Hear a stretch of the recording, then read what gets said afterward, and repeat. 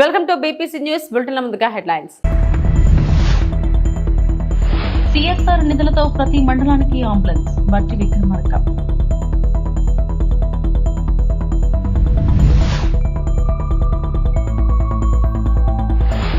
YCP హయాంలో bogus పత్రాలతో పెన్షన్లు మంత్రి కొండపల్లి శ్రీనివాస్.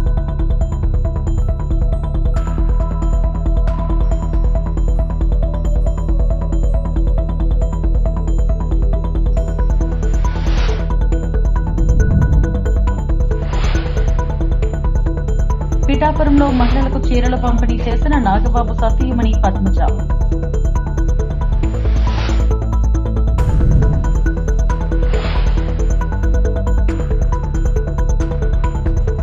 ఒక చిన్న ప్రభుత్వ ఉద్యోగి పట్టుబడితే 48 గంటలు కస్టడీలో ఉంటే వెంటనే సస్పెండ్ గురవుతారని, అలాంటి ఒక ముఖ్యమంత్రి గాని, ఒక మంత్రి గాని, ఒక ప్రధానమంత్రి గాని జైల్లో ఉంటే వారెందుకు అధికారం మనపిస్తున్నారని మోడీ ప్రశ్నించారు. ఇది ఎలా సాధ్యమవుతుందని నిలదీశారు.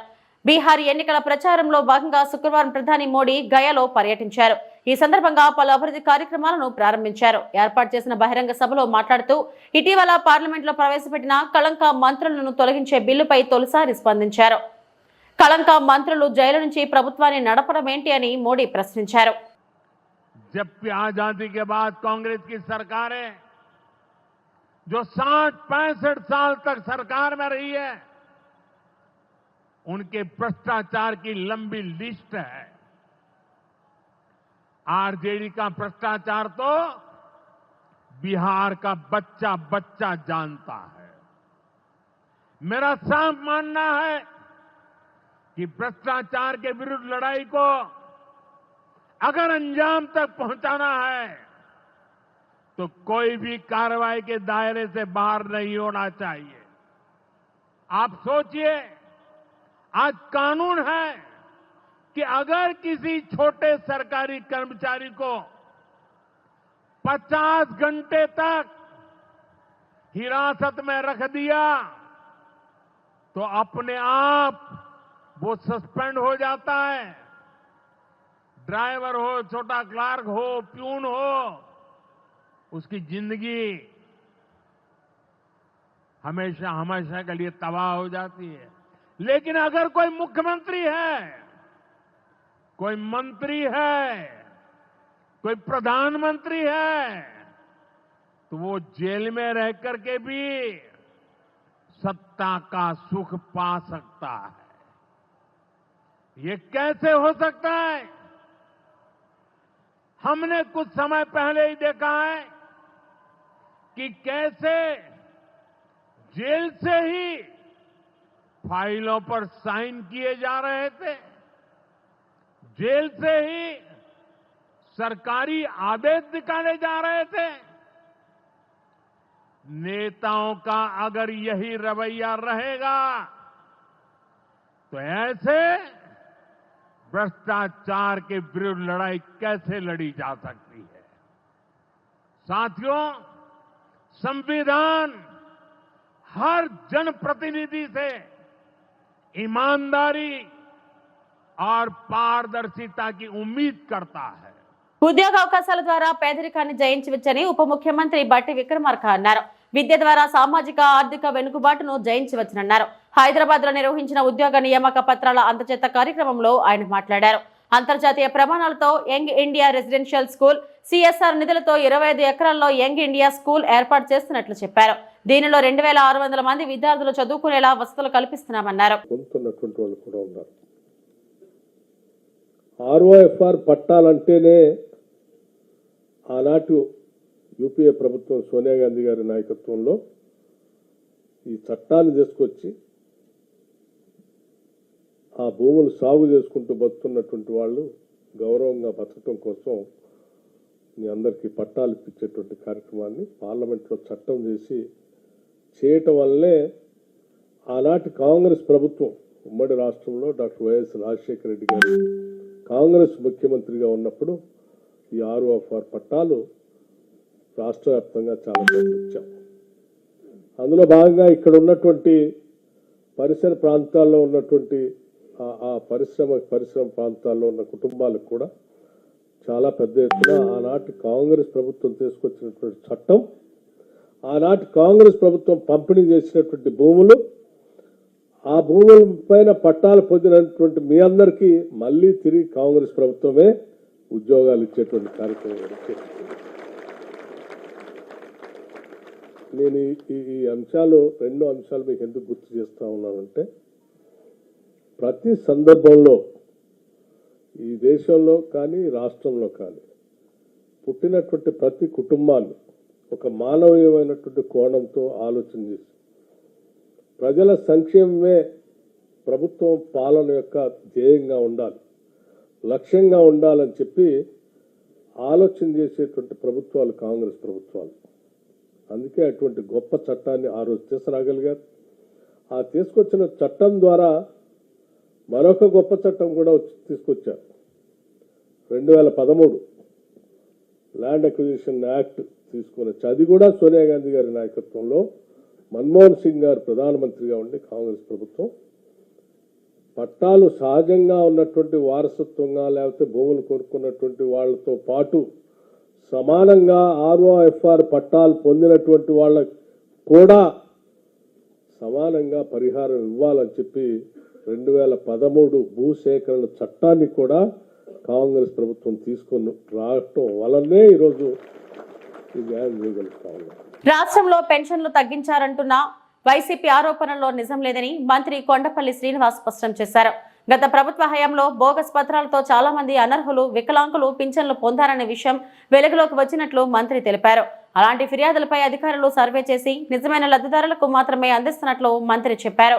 పెన్షన్లు తొలగించారంటూ ఆరోపణలు చేస్తున్న వారు ఆధారాలను చూపించాలని కొండపల్లి సవాల్ విసిరారు. బోగస్ డిజేబిలిటీ సర్టిఫికేట్స్ ఇష్యూ చేశారని, దానివల్ల అనర్హులు చాలా మంది డిజేబిలిటీ పెన్షన్స్ తీసుకుంటున్నారనే విషయం వెలుగులోకి వచ్చింది. అప్పుడు గౌరవ ముఖ్యమంత్రి గారు ఇది ఎంతవరకు కరెక్ట్ అన్నది ఒక విశ్లేషణ చేయమంటే, వికలాంగుల పెన్షన్ గత 5 సంవత్సరాల్లో సుమారు 2,07,000 మంది కొత్త మందికి ఇవ్వడం జరిగింది. అంతకు ముందు ఉన్నటువంటి నెంబరు 6 లక్షలు. 15 సంవత్సరాలుగా 6 లక్షలు ఉంటే కేవలం 5 సంవత్సరాల్లోనే 2,10,000-7,000 పెన్షన్స్ కొత్తగా ఇవ్వడం జరిగింది. ఎందుకు అలాగే ఇవ్వడం జరిగింది అనేది విశ్లేషణ చేయగా, చాలా అనర్హులకి గత పరిపాలనలో అనర్హులకి చాలా మందికి పెన్షన్స్, వికలాంగుల పెన్షన్ సర్టిఫికేట్స్ ఇవ్వడం జరిగింది అనేది వెలుగులోకి రాగా, మేము మొత్తం అన్ని సర్టిఫికేట్స్ ని కూడా వెరిఫై చేయమని గౌరవ ముఖ్యమంత్రి గారు ఆదేశాలు ఇవ్వడం జరిగింది. చాలా పారదర్శకంగా, అంటే ఎవరైతే హెల్త్ పెన్షన్స్ ఉన్నాయో వాళ్ళ ఇంటికి డాక్టర్ వెళ్లి వెరిఫికేషన్ చేయడం జరిగింది. ఎందుకంటే 9 months ప్రాసెస్ ఇది, ఈ రోజు చేసింది కాదు. సుమారు 9 నెలలుగా దీని ప్రాసెస్ ఇనిషియేట్ చేశారు. ఎక్కడా కూడా అధికారులకి గాబరా పెట్టలేదు, లేకపోతే అధికారులకి ప్రెజర్ పెట్టలేదు. చాలా పారదర్శకంగా, చాలా ట్రాన్స్పరెంట్ గా చెప్పడం జరిగింది. ముందుగా ఈ వికలాంగులకి పలానా రోజు ఇక్కడ వెరిఫికేషన్ కి మీకు స్లాట్ ఓపెన్ చేశాము, ఆ స్లాట్ కి మీరు అటెండ్ అవ్వాలని వాళ్ళకి రిక్వెస్ట్ చేశాము. ఆ స్లాట్ నిమిత్తమే ఆ రోజు వికలాంగులు ఎవరైతే ఉన్నారో వాళ్ళు కూడా వెళ్ళి వెరిఫికేషన్ చేసుకోవడం జరిగింది. ఈ వెరిఫికేషన్ ప్రాసెస్ అంతా కూడా సుమారు 7,95,000 మందికి రీవెరిఫికేషన్ లో 5,50,000 మందికి సుమారుగా రీవెరిఫికేషన్ ప్రాసెస్ కంప్లీట్ అయింది. ఈ 5,55,000లో ఉన్నటువంటి సర్టిఫికేట్స్ అన్ని కూడా ఈ రోజు అప్లోడ్ అయ్యి, అందులో ఇనెలిజిబుల్ ఎవరైనా ఉంటే వాళ్ళకి కొంత నోటీస్ ఇవ్వడం జరిగింది. అందులో కొన్ని టెంపరరీ సర్టిఫికేట్స్ లోకి కన్వర్ట్ అయ్యాయి. అంటే గతంలో మనకి ప్రాసెస్ లేకపోవడం వల్ల, అంటే సర్టిఫికేట్స్ అనేవి కొన్ని మాన్యువల్ సర్టిఫికేట్స్ కూడా ఉన్నాయి గతంలో. యాక్చువల్ గా డిజేబిలిటీ యాక్ట్ అనేది 2016లో వచ్చింది. అది అంతకు ముందు ఉన్నటువంటివన్నీ కూడా manual certificates. So manual certificates అన్ని కూడా కొన్ని టెంపరరీ సర్టిఫికేట్స్ కింద కన్వర్ట్ అవ్వడం జరిగింది. కానీ వాళ్ళకి ఎలిజిబిలిటీ ఉంటే మాత్రం, వాళ్ళకి 40% కన్నా ఎక్కువ ఉంటే మాత్రం వాళ్ళకి కూడా అర్హుల్లో కలపమని చెప్పి మన గౌరవ ముఖ్యమంత్రి గారు నిన్న మాకు అందరికీ కూడా ఆదేశాలు ఇవ్వడం జరిగింది. సో వాళ్ళు కూడా కన్సిడరేషన్ చేస్తూ రేపు పెన్షన్ వాళ్ళకి ఆగకుండా చేయడానికి కూడా మేము కార్యాచరణ చేస్తున్నాము. కాకినాడ జిల్లా పిఠాపురం శ్రీ ఉమా కుక్కుటేశ్వర స్వామి దేవస్థానంలో జనసేన ఆధ్వర్యంలో ఘనంగా సామూహిక వరలక్ష్మి వ్రతాలు నిర్వహించారు. ఈ పూజల్లో ఎమ్మెల్సీ నాగబాబు సతీమణి పద్మజ పాల్గొని ప్రతిమాచరించారు. ఈ సందర్భంగా పాతగయ పుణ్యక్షేత్రానికి అధిక సంఖ్యలో మహిళలు తరలివచ్చారు. నియోజకవర్గ వ్యాప్తంగా 10,000 మంది మహిళలకు కానుకగా ఉప ముఖ్యమంత్రి పవన్ కళ్యాణ్ చీరలు పంచారు.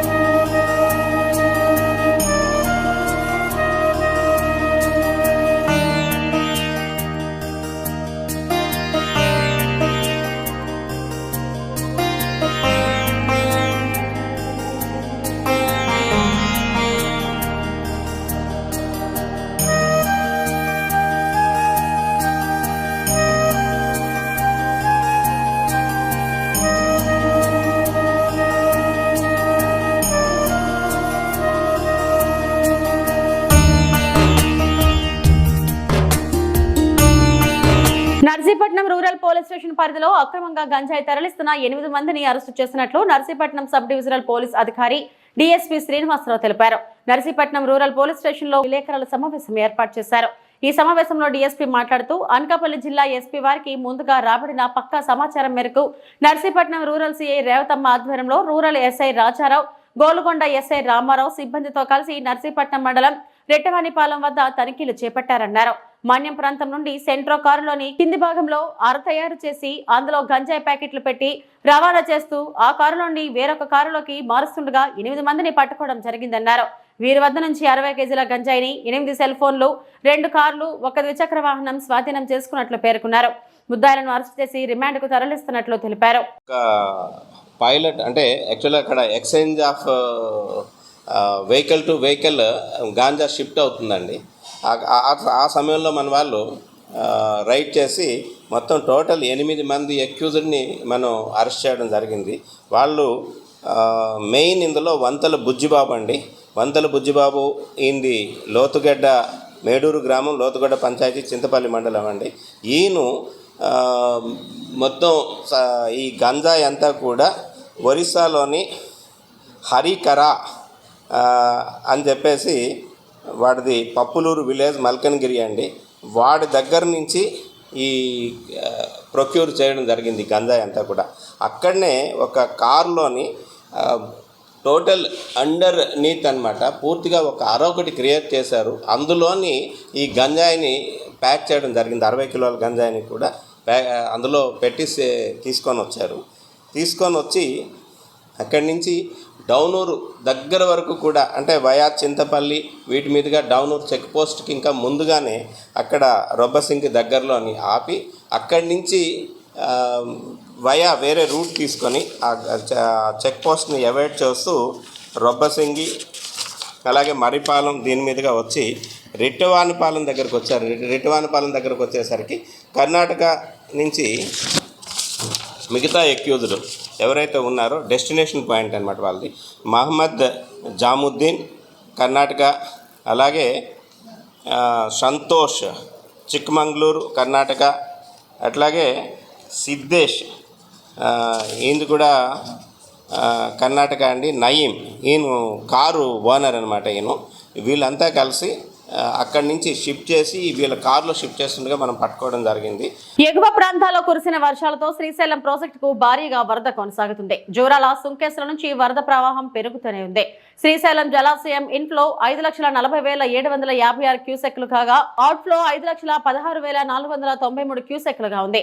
పోతిరెడ్డిపాడు హెడ్ రెగ్యులేటర్ నుంచి 30,000 క్యూసెక్లు, ఎడమగట్టు విద్యుత్ కేంద్రం నుంచి 35,315 క్యూసెక్లు, కుడిగట్టు విద్యుత్ కేంద్రం నుంచి 29,648 క్యూసెక్ల నీటిని విడుదల చేస్తున్నారు. 10 స్పిల్వే గేట్ల ద్వారా 4,21,530 క్యూసెక్ల నీరు నాగార్జున సాగర్ కు విడుదలవుతుంది.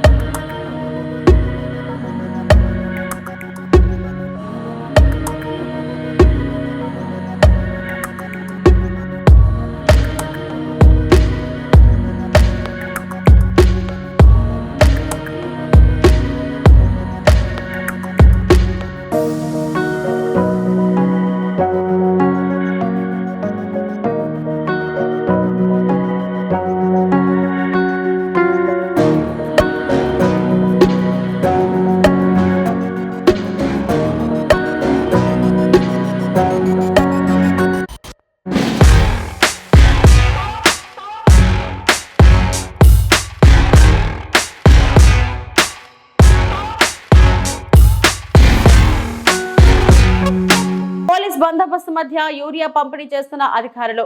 మహబూబాబాద్ జిల్లా నెల్లికుదురు మండల కేంద్రంలో రైతుల పేర్లు ఎస్ఐ మైక్ లో చదివి పిలుస్తుండగా యూరియా సరఫరా చేస్తున్న అధికారులు.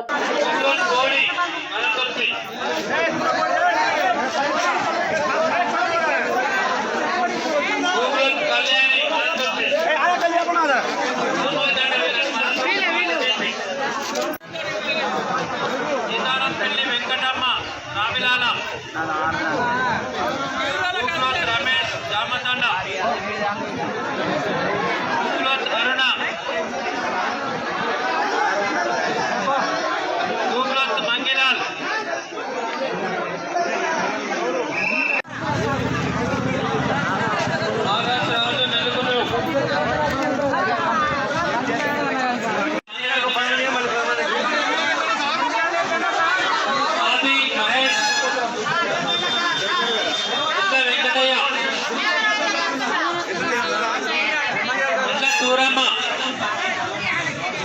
ఏలూరు జిల్లా పోలవరం మండలంలోని శ్రీ చైతన్య ఆటో యూనియన్ సర్వసభ్యులు శుక్రవారం ఏటుగట్టు సెంటర్ వద్ద నిరసన తెలిపారు.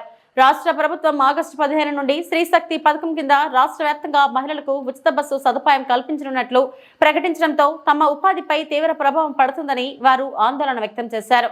నిరసన సందర్భంగా ఆటో యూనియన్ నాయకులు మాట్లాడుతూ పోలవరం ప్రాజెక్టు నిర్మాణం కారణంగా ఇప్పటికే తమ భూములు, ఇళ్లు, ఆస్తులు కోల్పోయి ఆటోల నడిపే వృత్తి ద్వారానే జీవనం సాగిస్తున్నామని తెలిపారు. ఇప్పటి వరకు గ్రామీణ ప్రాంతాల్లో, చిన్న పట్టణాల్లో ఆటోలు మహిళలు, విద్యార్థులు, వృద్ధులు వంటి ప్రయాణికులకు ప్రధాన రవాణా సౌకర్యం అందించాయని, కానీ ఉచిత బస్సు సౌకర్యం ప్రారంభమైతే ప్రయాణికుల సంఖ్య గణనీయంగా తగ్గి తమకు ఉపాధి పూర్తిగా దెబ్బతింటుందని ఆవేదన వ్యక్తం చేశారు.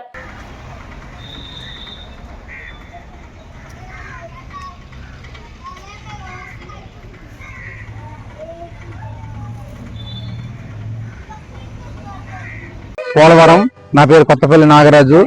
ఆగస్టు 15 నుంచి రాష్ట్ర ప్రభుత్వం స్త్రీశక్తి పథకం కింద ఫ్రీ బస్సులు ఏర్పాటు చేయడం జరిగింది. అలా చేయడం వల్ల రాష్ట్రంలోని ఆటోలన్నీ రోడ్డు మీద పడవలసి వచ్చింది. మేము పోలవరం ప్రాజెక్టు నిర్వాసితులం. అక్కడ సర్వం కోల్పోయి వచ్చి పోలవరం మండలంలో చుట్టుపక్కల గ్రామాల్లో ఉంటున్నాం. ఈ రోజున ఆటోలు కొనుక్కొని బతుకుదెరువు కోసం రోడ్ల మీదకి వచ్చాం. మళ్ళీ ఈ రోజు స్త్రీశక్తి పథకం కింద ఆటోలకు ఫ్రీ ఇవ్వడం వల్ల ఆటో యూనియన్లు మళ్ళీ రోడ్డును పట్టడం జరిగింది. ఈ రోజు మేము సర్వం కోల్పోయి ఉన్నాం. ఇప్పటికే పోలవరం ప్రాజెక్టు వల్ల సర్వం కోల్పోయి ఉపాధి లేకుండా ఆటో కొనుక్కొని తిరుగుతున్నాం. ఇప్పుడు స్త్రీశక్తి పథకం వల్ల మేము ఇంకా నష్టపోయాం. కాబట్టి రాష్ట్ర ప్రభుత్వం ఆటో యూనియన్లు, ఆటో వాళ్ళ కోసం ఆలోచించి రాష్ట్రమంతా ఆటో డ్రైవర్లు రోడ్డు మీద పడకుండా ఒక నిర్ణయం తీసుకుంటే బాగుంటుందని కోరుకుంటున్నాను. చైతన్య ఆటో యూనియన్ పోలవరం, ఏలూరు జిల్లా అండి, పోలవరం మండలం. రేపు ఆగస్టు 15 పెట్టే స్త్రీశక్తి పథకం వల్ల మా పోలవరంలోని మొత్తం రాష్ట్ర వ్యాప్తంగా ఆటో వాళ్ళు రోడ్లు పడే ప్రమాదం ఉంది. దీని గురించి రాష్ట్ర ప్రభుత్వం ఆలోచించి దీని గురించి ఏమైనా చర్యలు తీసుకొని ఆపాలి, లేదంటే ఉపాధినే కల్పించాలి. బోళ్ళు చదువులు చదువుకొని ఆటో ఎంచుకొని రోడ్డు మీద వచ్చిన చదువుకున్న వాళ్ళందరూ కూడా ఇవాళ ఈ జీవనోపాధి కూడా లేకుండా రోడ్డును పడే ప్రమాదం ఉంది. దీని గురించి రాష్ట్ర ప్రభుత్వం ఆలోచించి వీటి మీద ఏమైనా చర్య తీసుకొని మమ్మల్ని ఏమైనా ఆదుకుంటే రేపన్న రోజున మేము పిల్లలతో అద్దెలు కట్టుకొని బ్రతకడానికి ఏమైనా కూడా అవకాశం ఉంటుంది. లేదంటే మీరే ఎదురు చేసి ప్రభుత్వం ద్వారాగా మమ్మల్ని రోడ్డు పాలు చేసే విధంగా మీరు వ్యవహరిస్తున్నారో అది కరెక్ట్ కాదు. కొన్ని లక్షల కుటుంబాలు ఉన్నాయి రాష్ట్రంలోనే. వీళ్ళందరినీ కూడా రోడ్డు మీద అడుక్కునే స్టేజ్కి తెచ్చేటట్టు ఉన్న ఈ నిర్ణయాలు. దీని మీద ఏమైనా ఆలోచించి ప్రభుత్వం మమ్మల్ని ఆదుకోవాల్సిందిగా మేము మా ఆటో యూనియన్ తరఫున కోరుకుంటున్నాం. ఏలూరు జిల్లా పోలవరం మండలం పట్టిసీమ కన్నాపురం అడ్డు రోడ్డు వద్ద శ్రీ సత్యసాయి మంచినీటి పథకం యూనియన్ కార్మికులు సమ్మె నిర్వహించారు. ఈ సందర్భంగా యూనియన్ అధ్యక్షుడు జి శివ సత్యనారాయణ మాట్లాడుతూ ఇప్పటికే 11 నెలలుగా జీతాలు అందించకపోవడంతో మా కుటుంబాలు పిల్లలతో రోడ్డుపైకి దిగాల్సిన పరిస్థితి వచ్చిందని ఆవేదన వ్యక్తం చేశారు. అధికారులను, రాజకీయ నాయకులను కలిసి మా ఆవేదన చెప్పుకున్నామని, అయినా న్యాయం జరగలేదని తెలిపారు. మొత్తం కార్మికుల్లో 110 మంది జీతాలు లేక ఇబ్బందులు పడుతున్నారని తెలిపారు. ఇటీవల పాదయాత్రలో విద్యా, ఐటీ శాఖ మంత్రి నారా లోకేష్ ని కలిశామని, సత్యసాయి కార్మికులకు దత్తత తీసుకుంటామని, అండగా ఉంటారని అన్నారు. ఇచ్చిన హామీలను నిలబెట్టాలని కోరారు. జీవో నెంబర్ 11 ప్రకారం వెంటనే జీతాలు విడుదల చేయాలని డిమాండ్ చేశారు. జీతాలు అందే వరకు గ్రామాల్లో ఈ రోజు నుండి 200 గ్రామాలు మంచినీరు సరఫరా నిలిపివేస్తామని తెలిపారు.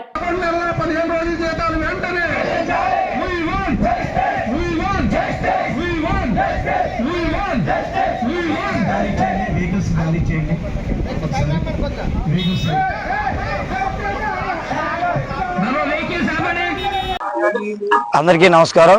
నా పేరు G Shiva Satyanarayana, Sri Sathya Sai maintenance workers union ప్రెసిడెంట్ని. ముఖ్యంగా చెప్పదలుచుకుంది ఏంటంటే శ్రీ సత్యసాయి మంచినీటి పథకం ఇది గత 20 సంవత్సరాలు బట్టి మేము కార్మికులందరూ పనిచేస్తున్నాం. ఇందులో పనిచేస్తున్న ప్రతి ఒక్కరు కూడా అందరూ కూడా ఎడ్యుకేషన్ పీపుల్ అయి ఉన్నారు. కాబట్టి మాకు ముఖ్యంగా ఏంటంటే 10 నెలల బట్టి జీతాలు రావటం లేదు. 10 నెలలు కూడా మేము పస్తులుండి ఈ రోజు వస్తాయి రేపు వస్తాయని చెప్పేసి డిపార్ట్మెంట్ ని అధికారులను ఆలోచించి ప్రజలందరికీ కూడా మంచి దాహత్ని అందించాలనే ఉద్దేశంతో మేము అందరం కూడా 10 నెలలు పస్తులుండి వాళ్ళకి దాహం తీర్చాం. కావున దాహం తీర్చినందుకు ఈ యొక్క ఉన్నటువంటి ప్రభుత్వం కానీ ఇది ఒక ఉన్నటువంటి అధికారులు కానీ దీనికి సంబంధించిన వారు ఎవరు కూడా మా దారి చూసి మా జీతాల గురించి మాట్లాడే నాదులే లేరు. కాబట్టి 10 నెలలు బట్టి బకాయిలుండి మాకు ఎటువంటి జీవన విధానం గడుపుకోవడానికి లేకుండా ఈ రోజున మేము విధులు బహిష్కరించి నిరవధిక సమయంలోకి మేము అందరం దిగి ఉన్నాం. కాబట్టి ఇప్పటికైనా ప్రభుత్వం స్పందించి మా గోడును వినిపించుకుని మాకు రావాల్సినటువంటి బకాయి జీతాలు వెంటనే చెల్లించి మాకు ఏవైతే డిమాండ్స్ ఉన్నాయో ఆ డిమాండ్స్ అన్ని కూడా మాకు ఇప్పించాలని కోరుకుంటున్నాం.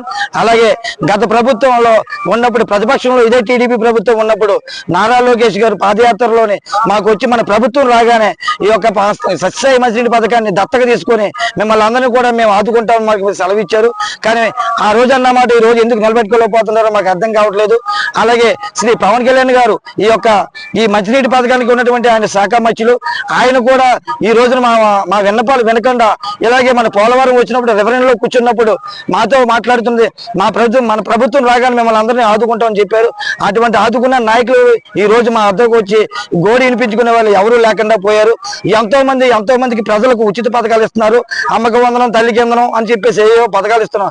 ఇలాగే మేము కష్టపడి పనిచేస్తున్నట్టు మాకు రూపాయి ఇవ్వకుండా అలాగే ఉచిత పథకాలు ఎట్టి వాళ్ళందరినీ సోమరపోతులు చేసే కన్నా విధులు బహిష్కరించి మమ్మల్ని అందరినీ కూడా రోడ్డు మీద పడేసి ప్రజలకు దాయాతను ఆపేసినటువంటి ఈ ప్రభుత్వం ఇప్పుడైనా సరే తెలుసుకొని కళ్ళు తెరిచి మమ్మల్ని అందరినీ ఆదుకొని ఎమ్మటనే మాకు బకాయి పడి జీతాలు చెల్లించి మళ్ళీ యథావిధిగా ఈ పథకాన్ని పునఃప్రారంభం చేయాలని మనస్ఫూర్తిగా కోరుకుంటూ సెలవు తీసుకుంటున్నాం. ఇవి ఇప్పటివరకు నా బులెటిన్ అప్డేట్స్. నమస్తే.